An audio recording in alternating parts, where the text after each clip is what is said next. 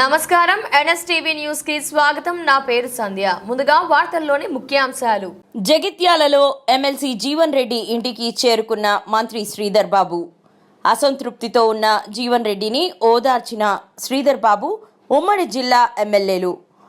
Jagtial MLA Sanjay కుమార్ను కాంగ్రెస్లోకి ఆహ్వానించడంతో జీవన్ రెడ్డి వర్గం అసంతృప్తి. ఉదయం నుంచి జీవన్ రెడ్డి ఇంటి దగ్గర భారీగా కార్యకర్తల మోహరింపు. ఎమ్మెల్సీ పదవికి రాజీనామా చేస్తానని, రాజకీయాల నుంచి రిటైర్ అవుతానని కార్యకర్తలతో అన్న జీవన్ రెడ్డి.